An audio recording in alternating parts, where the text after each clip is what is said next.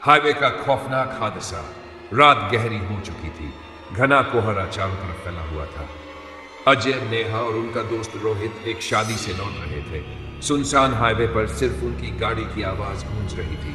गाड़ी में धीमी आवाज में गाना बज रहा था, लेकिन उस माहौल में वो भी डरावना लगने लगा था। यार, ये रास्ता कितना अजीब है, कुछ ठीक नहीं लग रहा। नेहा ने कहा, अरे तुम हमेशा डरती रहती हो, ये बस खाली सड़क है, कुछ नहीं होगा। अजय ने हंसकर जवाब दिया, लेकिन तभी अचानक गाड़ी का इंजन झटके के साथ बंद हो गया। अरे अब ये क्या हो गया? रुको रुको को, क्या ये कोई तकनीकी की दिक्कत है? रोहित ने पूछा। अजय ने बोनट खोलकर चेक करना शुरू किया, जबकि नेहा और रोहित गाड़ी के पास खड़े हो गए। चारों तरफ खामोशी थी, एक अजीब सी खामोशी। अचानक कोहरे के बीच उन्हें एक धुंधली परछाई दिखाई दी। कौन है वो? नेहा ने कांपते हुए पूछा। शायद कोई राहगीर होगा, अजय ने जवाब दिया। लेकिन जैसे जैसे वह आकृति पास आ रही थी, उनकी धड़कनें तेज हो गई। वह एक महिला थी। उसने सफेद साड़ी पहन रखी थी, उसके बाल बिखरे हुए थे। लेकिन जैसे ही उसने सिर उठाया, नेहा की चीख निकल गई। उसका चेहरा डरावना था। उसकी आंखें गड्ढों जैसी खाली थी और उसके होंठों पर एक अजीब भयावह मुस्कान थी। मुझे मदद चाहिए, महिला ने धीरे धीरे कहा। उसकी आवाज इतनी ठंडी और भयावह थी। क्या हुआ आपको? अजय ने कांपती आवाज में पूछा। महिला ने सड़क की दूसरी ओर इशारा किया। अजय और रोहित ने देखा कि वहां एक टूटी फूटी गाड़ी पड़ी थी, लेकिन वो गाड़ी अजीब थी।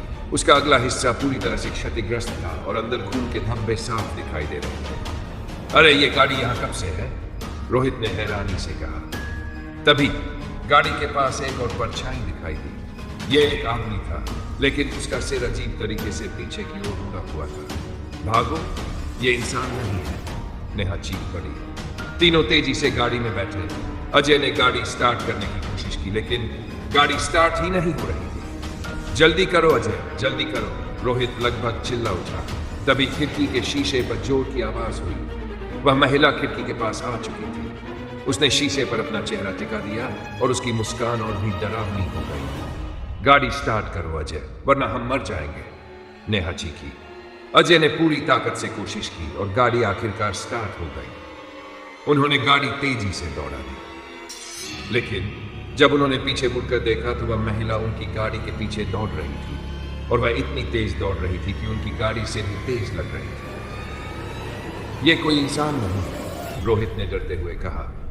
मैं और तेज चला रहा हूं, अजय ने पसीना पोंछते हुए कहा।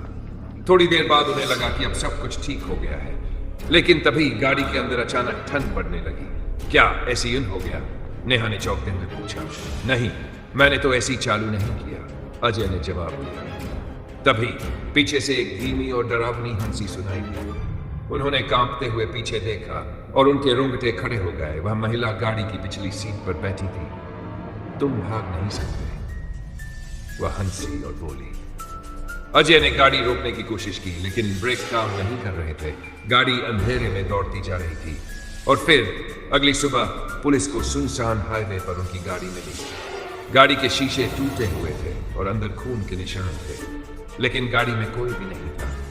कहते हैं जो भी उस हाईवे पर उस महिला से मिलता है वो कभी वापस नहीं लौटता।